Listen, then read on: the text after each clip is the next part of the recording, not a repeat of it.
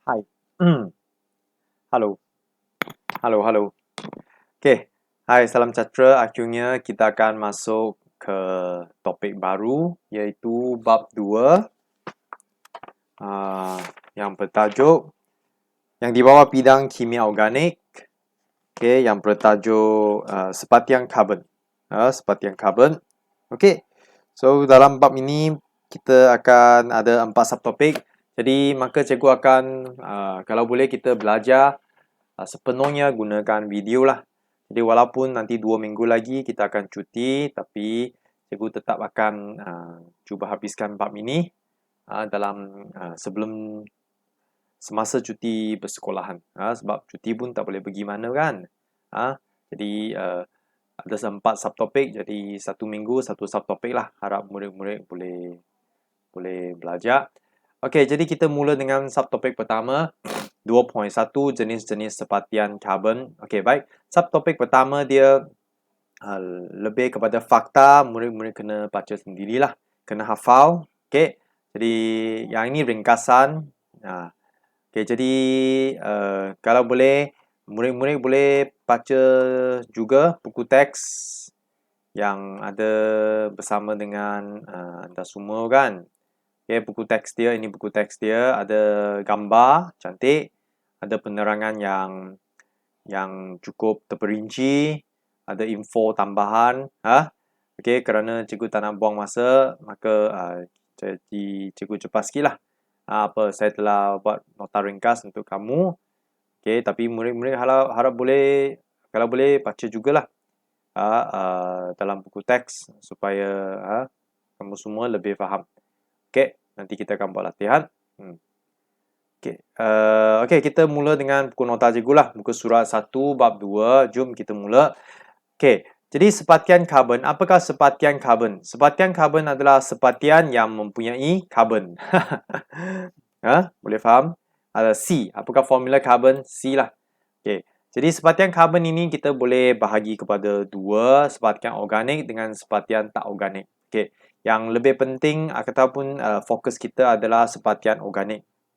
Okey, sepatian organik adalah berasal daripada benda hidup. Manakala yang tak organik ini dia berasal daripada benda tak hidup. Contohnya karbon dioksida, kalsium karbonat, kalium cyanida, okey, iaitu KCN. Okey. Lepas itu okey, baik. Jadi kita fokus kepada sepatian organik. Sepatian organik ini kita boleh bahagi kepada 2, iaitu hydrokarbon. Sepatian hydrokarbon dengan sepatian bukan hydrokarbon. Jadi apakah maksud sepatian hydrokarbon? Jadi kita nampak bahawa di sini perkataan ini sebenarnya terdiri daripada 2 perkataan, iaitu hydro dengan carbon. Jadi betul. Sepatian hydrokarbon adalah sepatian organik yang mengandungi unsur karbon dan hidrogen sahaja. Perkataan sahaja adalah wajib. Iaitu sepatian yang mempunyai C dengan H sahaja. Kita namakan dia sebagai sepatian hydrokarbon. Jadi di bawah sepatian hydrokarbon ada 3 sepatian hydrokarbon yang kita akan belajar. Jadi murid-murid hafal nama dulu iaitu alkana, alkina dengan alkuna. Okay. Dan alkina juga dipanggil sebagai hydrokarbon tepu. Kenapa tepu? Kerana dia mempunyai hanya satu ikatan tunggal antara atom karbon sahaja. Okay, apa maksud ikatan tunggal? Ini nota, ingat ini nota ikatan tunggal. Okay. Jadi kita boleh rujuk buku teks. Okay, ini buku teks murid-murid. Itu yang saya katakan. Hydrokarbon tepu dia hanya ada ikatan tunggal saja. Manakala hydrokarbon tak tepu dia mempunyai ikatan kanda 2 ataupun ikatan kanda 3. Jadi macam mana cikgu ingat yang ini? Dulu saya selalu keliru. Jadi sekarang senang saja. Tunggal berapa perkataan? Tepu. Satu perkataan je kan? Jadi dia ikatan tunggal saja. Kalau tak tepu. Nampak? Tak tepu. 2 perkataan kan? Jadi dia mempunyai, ini ikatan apa? Ikatan kanda 2. Boleh? Jadi cikgu macam ni, saya ulang. tepu satu perkataan je, maka dia adalah alkana, ikatan tunggal antara atom karbon. Kalau tak tepu dua perkataan, jadi dia adalah ikatan kanda dua yang dimiliki oleh alkina ataupun adidas. Three track. Alkuna. Kalau ada tiga ini kita namakan dia alkuna seperti ini. Ini alkina ada dua, ini alkuna ada tiga. Nanti kita kena buat lagi lah. Kejap lah. Okey, balik ke nota. Okey, baik. Dan akhirnya yang bukan hidrokarbon iaitu ada yang mempunyai oksigen dengan hidrogen iaitu alkohol, asid karboksilik dengan ester. Jadi terdapat 6 siri homolog yang kita akan hafal, akan belajar untuk subtopik yang seterusnya itu tak apa. Okey, jadi kita bincang sumber hidrokarbon. Okay, kita faham bahawa petroleum sangat penting dan Malaysia memang kaya dengan petroleum. Okey. Jadi sumber utama hidrokarbon sebenarnya datang daripada petroleum ataupun minyak mentah. Okey, dan buku teks dia ada beberapa video bagaimana petroleum dihasilkan dan bagaimana kita boleh ambil petroleum. Kamu boleh scan QR code itu, kita tahu kan fosil dan bagaimana. Okey, jadi saya terus kepada peringkat penapisan minyak. Terdapat dua peringkat untuk penapisan minyak. Peringkat pertama yang dipanggil fractional distillation iaitu penyulinan berperingkat. Okey. Dan satu lagi proses kita namakan dia perentakan. Cracking proses. Perentakan. Okey, jadi kita tengok proses pertama dulu, penyulinan berperingkat, iaitu petroleum dipanaskan dan dialirkan ke menara penyulinan. Okey, seperti inilah. Petroleum di sini ataupun minyak mentah kat sini, dia akan dipanaskan. Apabila dipanaskan, contoh bermula dari suhu 0, 10, 20, 30 sehingga suhu 400 darjah Celsius. Dan setiap pecahan ini mempunyai takat tidih yang tersendiri. Jadi contohnya mula-mula LPG akan dibebaskan dulu paling atas. Takat tidih dia paling rendah. Okey, lepas itu panaskan lagi. Contoh 80. Okey, dia akan menghasilkan petrol. Lepas itu dia akan menghasilkan nafta. Lepas itu dia akan menghasilkan minyak tanah. Okey, yang ini murid-murid boleh tukar kepada kerosin lah, kerana buku teks gunakan kerosin. Boleh, kerosin. Yang apa itu LPG? LPG sebenarnya adalah liquefied petroleum gas. So, murid-murid boleh tukar yang ini kepada petroleum. Gas petroleum lah. Gas petroleum. Okey. Dan ikut buku teks boleh tengok ambil buku teks muka surat 67 letak di tepi lah. Kita boleh ambil buku teks. Murid-murid boleh tulis juga pertama gas petroleum untuk gas memasak. Petrol untuk kenderaan seperti biasalah, kereta semua. Nafta adalah untuk industri petrokimia. Okay, kerosin untuk kapal terbang, bahan api kapal terbang. Diesel tahu kan, diesel lori, kenderaan pula lah. Okay, pelinci adalah untuk minyak pelinci dan minyak bahan api untuk kabau ataupun stesen jana kuasa. Akhirnya bitumen ini adalah untuk tanah pula. Jalan raya, bitumen. Yang takat tidih dia paling tinggi sekali, bitumen. Okey. Jadi nota ini ini penting Hidrokarbon yang takat tidih dia lebih tinggi terkumpul di bawah. Jadi bitumen ini mempunyai takat tidih yang paling tinggi. Jadi paling last sekali baru dia dikeluarkan, dihasilkan. Dan ingat, yang di bawah itu adalah molekul dia sangat besar, iaitu dia C dia ada banyak. Tak apa, nanti kita bincang. Maksudnya molekul dia besar lah, banyak C lah, rantai panjang. Rantai dia sangat panjang seperti ini lah. Ini rantai panjang, ini kita kata rantai pendek. Okey, warna dia semakin gelap. Okey, apabila takat tidih dia semakin tinggi ataupun di bawah lah, dan dia susah menyala. Dan dia lebih lekat. Lebih lekat lah. Lebih lekat. Okey. Dan di bawah ini adalah susunan radas untuk menjalankan penyulinan peringkat petroleum di sekolah. Okey, nanti kita bincang dalam video yang lain. Okey, baik.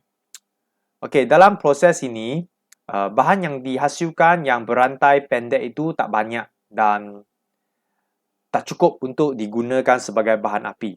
Maka ahli kimia pandai mereka fikir lagi satu cara yang dinamakan perentakan. Okey, apa maksud perentakan? Perentakan adalah molekul rantai panjang seperti ini. Rantai panjang, dipanggil C. Panjang lah. Dia akan dipecahkan kepada hidrokarbon yang lebih kecil, yang rantai dia lebih kecil. Okey. Pecahan hidrokarbon molekul besar ini akan dipanaskan pada suhu dan tekanan yang tinggi. Mungkin yang digunakan adalah aluminium oksida dan silikon 4 oksida.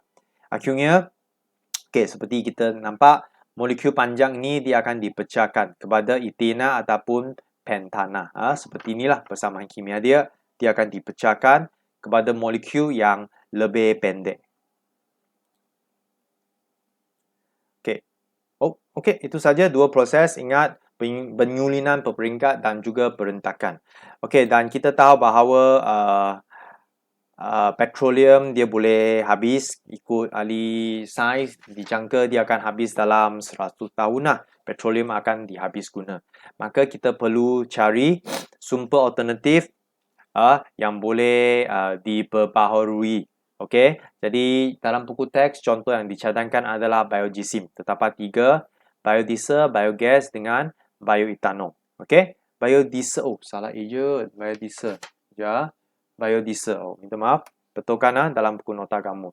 Okey, jadi saya ringkaskan biodiesel ni dia datang daripada okey, biodiesel itu dia ambil tumbuhan untuk menjadikan dia minyak bahan api. Okey, biogas ini dia menggunakan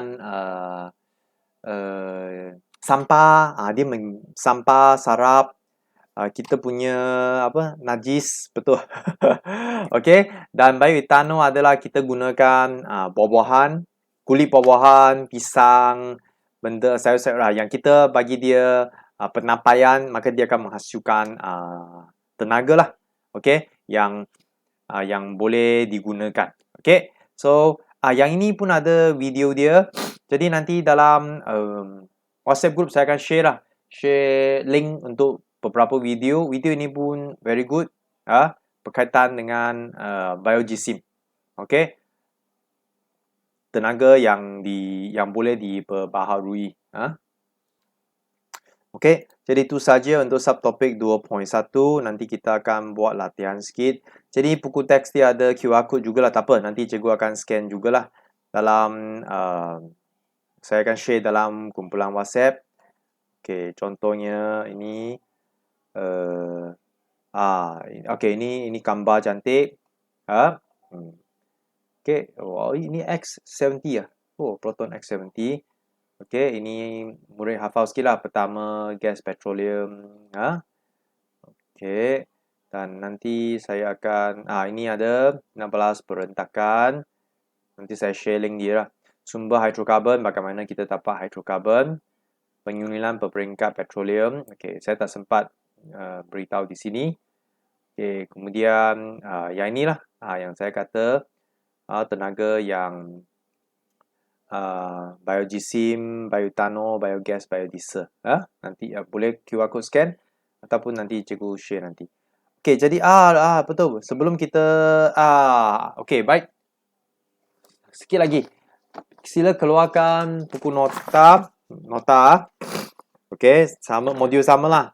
Muka surat 21. Kita buat latihan sikit berkaitan dengan penyulinan peringkat dan juga perentakan. Berkaitan dengan topik 2.1 lah. Okay, ready? Baik. Ni yang boleh nampak. Okay, saya punya ada warna, kamu punya tak ada warna. Okay, jadi yang ini murid-murid kena tahu lah. Kena hafal sepatutnya. Atas itu adalah apa? Gas petroleum. Dia kurang satu Sepatutnya di sini ada petrol lagi. Petrol untuk kereta. Nafta. Okay, lepas nafta itu ini murid-murid kena hafal lah. kerosin, lepas kerosin itu minyak diesel, lepas itu minyak pelincir, akhirnya minyak bahan api, dan last kali apa itu? Bitumen. Betul? Okey. Dan proses X. Okey. Baik, kita tengok soalan.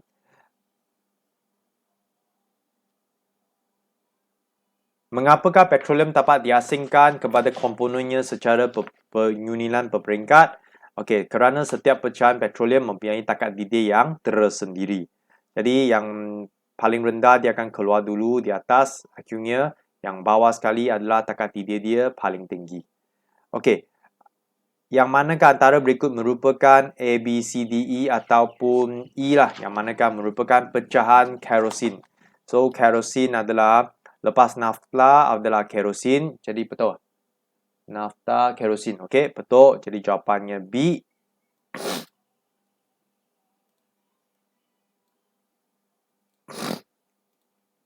Okey, yang manakah digunakan sebagai untuk kenderaan berat sebagai bas dan lori itu adalah diesel. Diesel di mana?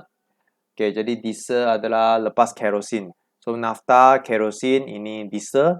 Lepas itu minyak pelincir. Okey, so jawapannya C, B, C. Lepas itu diguna untuk menurap jalan raya. Jadi itulah bitumen. Jawapannya E, elephant. Okey, 3 markah. Proses X ialah proses penukaran minyak bahan api kepada etina, butena dan petrol. Apakah nama proses X? Okey, jadi proses X dia akan pecahkan dia kepada molekul yang bersaiz lebih pendek. Proses X, jawapan perentakan. Okey, nyatakan mangkin yang digunakan itu, minta maaf kena hafal lah, iaitu aluminium oksida dengan silikon 4 oksida. Apakah kepentingan proses X? Adalah tujuan untuk menghasilkan hidrokarbon yang bersaiz lebih kecil dan dapat digunakan sebagai bahan api seperti petrol lah. Okey. Okey, selesai subtopik 2.1, dia lebih kepada fakta untuk topik ini. Jadi murid-murid tolong bacalah buku teks untuk mendapat maklumat yang lebih banyak. Dan kalau free, sila tengok video yang saya share dalam WhatsApp nantilah. Okey, sekian terima kasih. Dan saya akan share juga dalam komen lah nanti ya. Bye-bye.